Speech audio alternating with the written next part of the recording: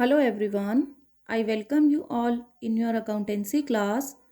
We were discussing about depreciation and the very last topic in our chapter is asset disposal account. देखो जब आप एक full asset को बेचते हो देन तो आप उसको डायरेक्ट सेल करने की एंट्री को मशीनरी अकाउंट से या एसेट अकाउंट से पास कर देते हो।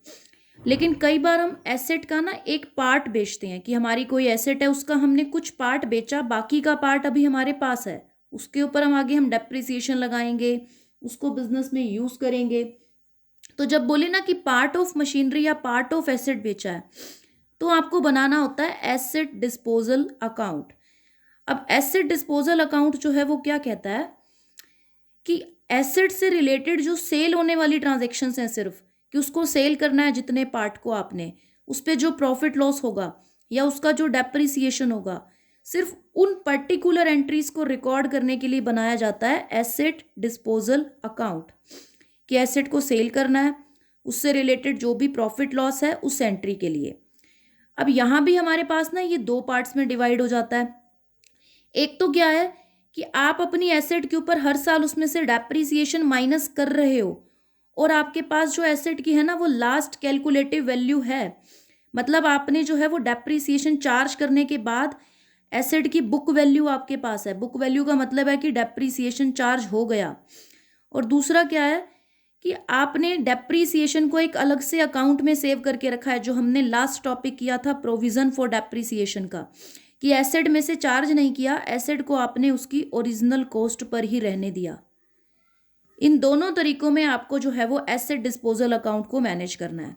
ओके, तो अब हम यहाँ पर बात कर लेते हैं कि एक मशीनरी है हमारे पास 8 लाख रुपीस की, जो कि आपने 1 अप्रैल 2010 को ली है और आपने जनवरी 2013 में इस मशीनरी का ना एक पार्ट जो है वो सेल कर दिया 1 लाख रुपीज में। 1 लाख रुपीज का पार्ट था उसका और आपने 44,000 में जो है उसको सेल किया।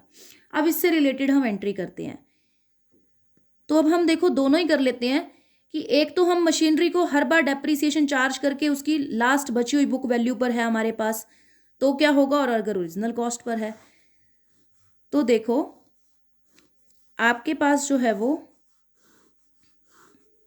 डेट, यहाँ है हमारे पास अमाउंट, यहाँ भी अमाउंट और ये आपकी हो गई डेट। तो हमने 1 अप्रैल 2010 को मशीन जो है वो बाय की है। चू बैंक नॉर्मली मशीन को आपने बाय किया 8 लाख रुपीस का। जब बेचोगे ना एसेट को तब एसेट डिस्पोजल अकाउंट अलग से ओपन होगा। 31 मार्च 2011 को जो है ये मशीन को आपने डेप्रीसिएशन जो है इसके ऊपर चार्ज किया। अभी हम कर रहे हैं, हम फर्स्ट मेथड पे चल रहे हैं कि हम बुक वैल्यू निकालेंगे आफ्टर डिडक्टिंग जो है वो डेप्रीसिएशन जो बुक वैल्यू होती है। डेप्रीसिएशन चार्ज कर दिया आपने, तो आपकी जो एसेट है वो 10% का डेप्रीसिएशन आपने चार्ज किया। एसेट की जो रेजिडुअल वैल्यू रह गई वो क्या रह गई, बाय बैलेंस CD 7,20,000। अब यहाँ क्या हो रहा है ना, देखो एसेट की आपको लास्ट वैल्यू घट घट के आपके सामने आ रही है कि रिटर्न ऑफ वैल्यू एसेट की कितनी है। तो अब आपने जो है वो ये करा क्लोज 8 लाख रुपीस के ऊपर इसको, और फिर आपने जो है वो 1 अप्रैल 2011 को बैलेंस को ओपन किया, बैलेंस BD। आपकी मशीनरी जो ओपन हो गई वो 7,20,000 से थी। 31 मार्च 2012 को आपने फिर से डेप्रीसिएशन लगाया, क्योंकि सेल जो हमने की है वो जनवरी 2013 में की है, तो अभी तो पूरे ईयर का डेप्रीसिएशन लग जाएगा। वही 80,000 की डेप्रीसिएशन अलग से लग गया आपका।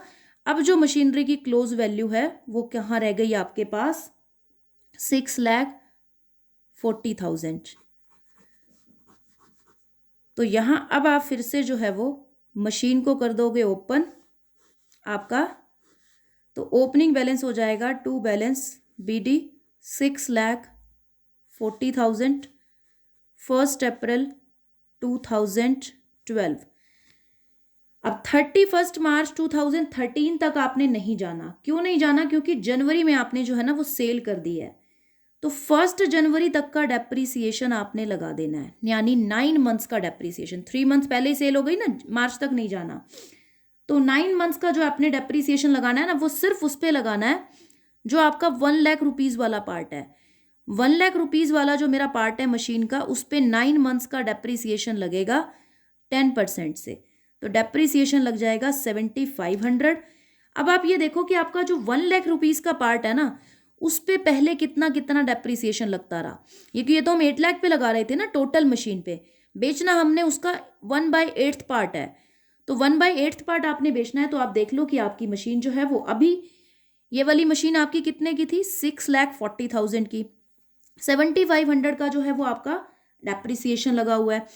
तो अब ये ना इसका 1/8 पार्ट निकाल लो, ये है आपके पास 6,40,000, तो इसका 1/8 पार्ट निकाल लो, तो 80,000 की मशीन रह गई है 1 लाख वाली, और 7,500 का 9 मंथ्स का डेप्रिसिएशन है। तो ये मशीन अब एग्जैक्टली कितने की है, 80,000 माइनस 7,500, 72,500 की। तो ये पार्ट हमने जो है ना वो सेल करना है। तो जो पार्ट सेल करना होता है ना, उसके लिए बन जाता है एसेट डिस्पोजल अकाउंट। तो एसेट डिस्पोजल अकाउंट में बस आपने जो है वो एंट्री पास करनी है, जिस डेट को आप जो है वो सेल कर रहे हो, 1 जनवरी 2013 को। तो अब आप जो मशीनरी को सेल करने जा रहे हो, उस मशीनरी को ना इसके डेबिट साइड में ट्रांसफर करो। तो आप जो मशीनरी सेल करने जा रहे हो, टू मशीनरी, और यहां पे आप एंट्री कर दो बाय एसेट डिस्पोजल। आपकी मशीनरी है 80,000 माइनस 7,500, 72,500 की। तो जिसको आप सेल करने जा रहे हो उस मशीन का क्लोजिंग वैल्यू क्या है, 72,500। अब एंट्री करो जितने में आपने सेल की है, सेल की एंट्री एसेट डिस्पोजल में पास होगी। सेल की है 44,000 में, जितने का लॉस हो रहा है उस लॉस की एंट्री कर दो। 72,500 की बिकनी थी, 44,000 रुपीज़ में जो है वो आपने सेल की है, तो लॉस हो गया आपको 28,500 का। टोटल कर दो 72,500, 72,500। ये तो हो गया कि जब हमने जो है हमारी मशीन की रेजिडुअल वैल्यू यानी आफ्टर चार्जिंग डेप्रिसिएशन को जो है वो अगर एसेट डिस्पोजल से चार्ज किया। अगर हम ओरिजिनल कॉस्ट पे दिखाते रहते डेप्रिसिएशन को किसी अलग ही अकाउंट में यानी प्रोविजन फॉर डेप्रिसिएशन से चार्ज करते, तो यहाँ पे आपकी मशीनरी अपनी ओरिजिनल कॉस्ट 1 लाख में ट्रांसफर हो जाती। ठीक है, जो हम सेकंड की बात कर रहे हैं ओरिजिनल कॉस्ट की, ओरिजिनल कॉस्ट पे ट्रांसफर हो जाती, और इसका जितना भी टोटल डेप्रिसिएशन था वो by provision for depreciation account के थ्रू यहाँ ट्रांसफर हो जाता। ठीक है, एक नया यहाँ पे अकाउंट और जुड़ जाता बाय प्रोविजन फॉर डेप्रिसिएशन। क्यों? क्योंकि मशीन में से चार्ज नहीं है। कब? जब ओरिजिनल कॉस्ट पे दिखानी हो, अदरवाइज तो ये मशीनरी हमारी डेप्रिसिएशन चार्ज होके ही आई है, तो इसकी बस आपने सेल वैल्यू रिकॉर्ड करनी है और प्रॉफिट लॉस को रिकॉर्ड करना है, और अपनी मशीनरी अकाउंट में शो करना है कि मैं ये पार्ट मशीनरी का सेल कर रही हूँ, तो इस पार्ट को मैंने जो है वो एसेट डिस्पोजल अकाउंट में ट्रांसफर कर दिया। बस इतना सा आपका ये टॉपिक था। इसी टॉपिक से रिलेटेड जो भी न्यूमेरिकल्स हैं उनको आप जो है वो सॉल्व करोगे। So that's all for today. Chapter आपका जो है वो यहाँ कंप्लीट है। Thank you so much.